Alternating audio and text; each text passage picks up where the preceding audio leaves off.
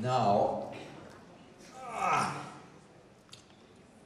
we got ourselves a piece of metal, so you can hold that.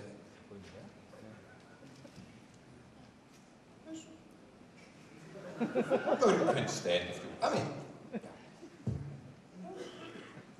Hold tight. No, just. It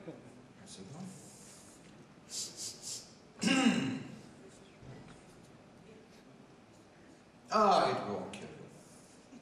You're fine. Yeah. Okay, so it did something. How powerful this whole thing is.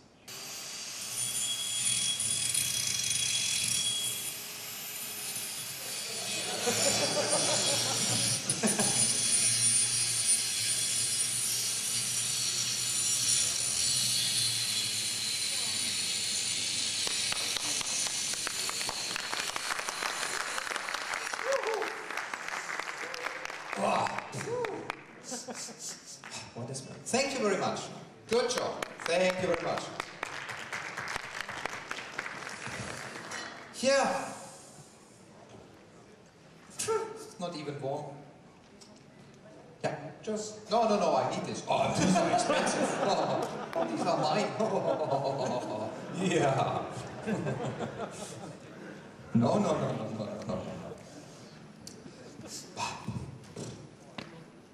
So, question. Why am I doing such bullshit? This smells. No. Anyway. Why am I doing this? Because an electric power tool, and especially a grinder that really has to work where the engine is stressed, so to speak, is the worst load that you can put onto an amplifier. And when this engine is running under full stress, it's feeding back a lot of very ugly things back to the amplifier. And the key portion here is to see that our amps, and as I said, usually I do this with a small Q66, they don't care how bad you treat them. They will just make sound and continue to make sound. So, that was a little background on the amps in general. And now a little bit detail on the tour grade. Get my little tool here aside. Looks nice, huh? Tour grade is our high-end, state-of-the-art, mainly designed for concert sound application, high efficient, lightweight and remote controllable power amplifier for the highest demanding applications you can imagine on this planet. The challenge here was to make an amplifier that is extremely lightweight and compact, and it is in fact 2U 14.5 kilograms.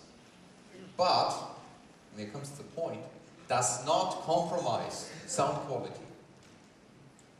And in order to do that, this is now something that goes back to our engineers decided to use a grounded bridge 3-stage Class H design, not a Class D, not a digital amp, because they would not have the quality.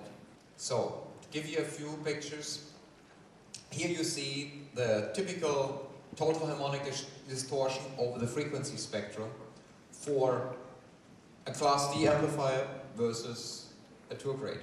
And while you see that, of course, even the Class D amplifier still is far below the 1% limit, the tour grade is, and this is a logarithmic scale, the tour grade is actually factor 2 to 5 better in distortion than a Class D design.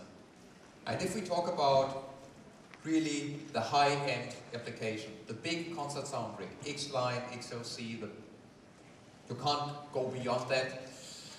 This makes a difference, and believe it or not, but it is audible. So, TG7 tour grade doesn't bother with that. Microprocessor controlled, so there is a front panel display that gives you information about its amplifier state, and you can use it also to set up certain functions. So there's two models. The TG7 is the big guy with 2 times 2500 into 4, 3500 into 2 ohms, and the smaller brother, the TG5. A term to describe how dynamic a signal actually is the crest factor. The crest factor is basically the level, or in dB, typically you all use it on the logarithmic scale, the peak in a signal versus the average signal. So the long-term average versus the peak, this gives you the crest factor. Let me finish, then you can make the whole thing. And a sine wave, by nature of the beast, has a crest factor of 3. Not a lot. A music CD, depending on the mix, is between 10 and 12. And a live music, even if you use outboard compressor gear and stuff, still has a crest factor of around 18 or higher. If we take now a look at a signal with 18 dB crest factor, live music, which is the red color, you see that a TG7 that's specified 2 times 2500 into 4, 3500 into 2, actually does nearly 3500 into 4 and does more than 4500 watts into 2. So this is what we call the dynamic headroom of the amplifiers. The spec that you read in the catalog, that's a sine wave. And there's amplifiers that do that, and that's all they do. If you put in music or not, it doesn't matter. They say they do 2000 watts, and they do 2000 watts, not more. All EV amplifiers have a built-in dynamic headroom because we all listen to music, right? And